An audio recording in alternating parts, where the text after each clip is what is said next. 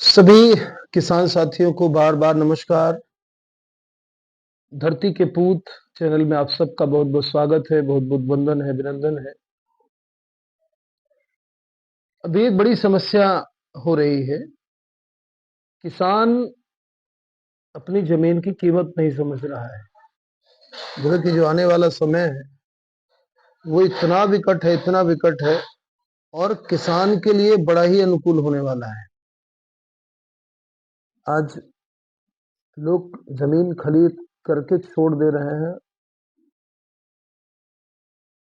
कुछ भी उत्पादन नहीं हो रहा है। उत्पादन का संकट भी धीरे धीरे बढ़ता जा रहा है। अभी सभी किसानों को इस बात पर चिंतन करना पड़ेगा और जो लोग भाग रहे हैं जमीनें छोड़ करके, उनको भी सोचना पड़ेगा कि जो आने वाला समय है, जिस तरह से जमीनें घट रही हैं, जनसंख्या बढ़ रही है, तो खाद्य का एक संकट बनेगा। बड़े बड़े व्यवसायी जमीनें खरीद रहे हैं, मल्टीनेशनल कंपनियां जमीनें खरीद रही हैं। एक प्लान वो लोग बना रहे हैं, एग्री टूरिज्म डेवलप कर रहे हैं। लेकिन जो जमीन से जुड़ा हुआ किसान है, वो इस महत्व को नहीं समझ पा रहा है। अभी हम लोग सामन मामा गौवंश वन विहार में, इसके पहले आपने जो भी वीडियो देखे हैं उन सब में आपने देखा है कि हमने किस तरह से किसानों को सिखाने और दिखाने के लिए मॉडल विकसित किया है। उसके पीछे का तर्क यही है, उसके पीछे की सोच यही है कि किसान खेती को केवल मजबूरी ना माने, विवशता ना माने, बल्कि वो उसका बहुत बड़ा साधन है। जैसे कि व्यवसायी अपनी दुकान को, अपने फैक्ट्रीज को या जो भी उसके प्रतिष्ठान है, उस पर उसकी पूर्ण निष्ठा होती है और वो बड़े ढंग से वो जब अपने कर्म के क्षेत्र में जाता है तो पूजा भी करता है। जब साल भर होते हैं उसको दिवाली के समय पे, तो आप सब देखते हैं कि वो दीप भी जलाता है, फिर नई तरह से मूर्ति, वो एक श्रद्धा का विषय है। जो हमारा कर्म है, जो हमारी आजीविका को देने वाला साधन है, वो आजीविका ही ईश्वर है असल में। ये भागवत जी में भी भगवान ने, चूंकि मैं कथा वक्ता भी हूँ साथ में, तो वो उदाहरण देना आवश्यक हो जाता है। आजीविका ही ईश्वर है। आपको जहां से भी आजीविका, गोवर्धन के प्रकरण में भगवान ने ये बात नंद बाबा से कहते हुए बताई है कि गोवर्धन हमें आजीविका प्रदान करता है और आजीविका देने वाला ही हमारा ईश्वर है। कर्म ही गुरु है, कर्म ही ईश्वर है। कर्मेव गुरु ईश्वर, कर्म ही हमारा गुरु है, कर्म ही ईश्वर है। लेकिन किसान के साथ समस्या ये हो रही है कि किसान अपनी भूमि को केवल एक जमीन का टुकड़ा, भूमि का टुकड़ा मानता है। आवश्यक है कि हम उसको अपनी आजीविका देने वाला साधन माने, और जब हम उससे लगाव रखेंगे, उससे प्रेम रखेंगे, इसीलिए बहुत सारे लोग अग्निहोत्र की चर्चा भी करते हैं। हमारे यहाँ आप आएंगे तो देखेंगे, बसामन मामा गौवंश वन विहार में जो मध्य में भूमि है, जितने वीडियो हमने बनाए इसके पहले आप चैनल में देखिएगा तो समझ में आएगा। तो वहां पर मध्य में हमने अग्निहोत्र के लिए भी व्यवस्था की है, क्योंकि अग्निहोत्र एक नकारात्मक ऊर्जा को बाहर करने और सकारात्मक ऊर्जा को उस क्षेत्र में स्थापित करने का नाम तो है ही, पर एक व्यवहारिक रूप से देखें तो हमारी श्रद्धा का विषय भी है। क्योंकि खेती, अगर किसान की आजीविका का साधन है तो आजीविका ही ईश्वर है।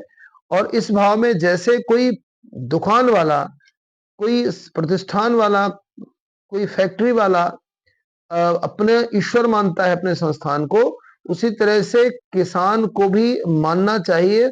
और जब तक हम उससे अपना मन नहीं लगाते हैं, अपनी प्रीति नहीं लगाते हैं, तब तक वो जमीन उत्पादन नहीं देती है उस भाव से।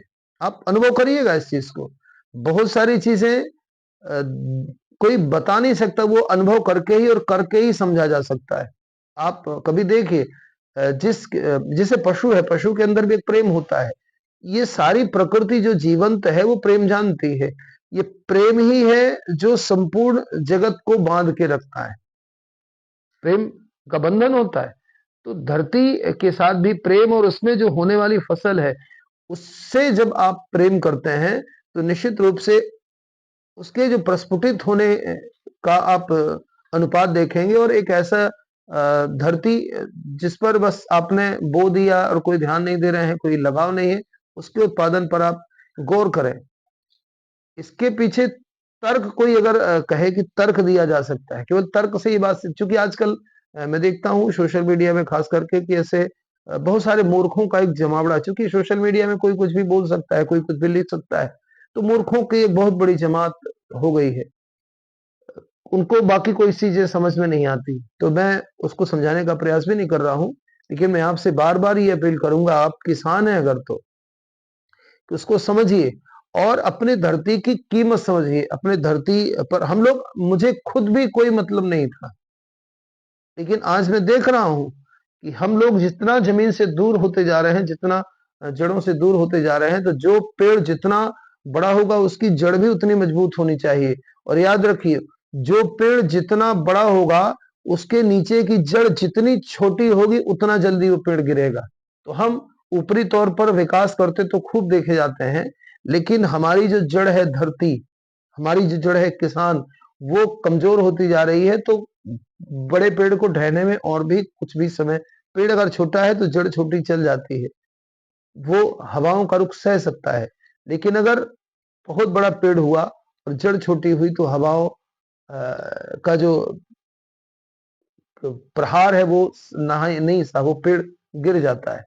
इसलिए आवश्यक है कि हम सब लोग जो किसान हैं इस बात को समझें और कुछ आवश्यक चीजें हैं, उन आवश्यक चीजों को हमें करने का प्रयास करना चाहिए।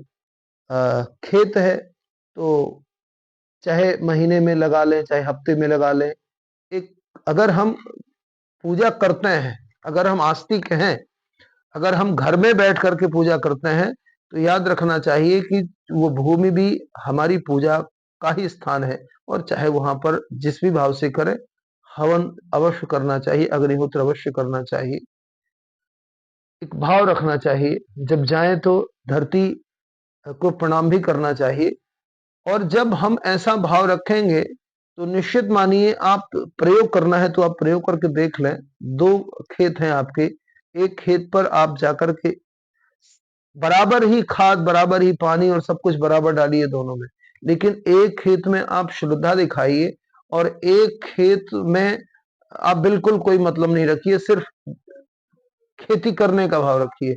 आपको अंतर समझ में आएगा, ये अनुभव करके देखिए। मैं इसको ये नहीं कह सकता, कोई तर्क नहीं दे सकता इसमें, लेकिन अगर आप इसको अनुभव करेंगे तो समझ में आएगा। तो मैं बार बार ये कहना चाहूंगा कि आप जमीनों की कीमत पैसे से केवल नहीं आकी है, क्योंकि आज आपकी जमीनों को लेने के लिए लोग बैठे हुए हैं, लेकिन आगे आने वाला जो समय है वो आपका समय है।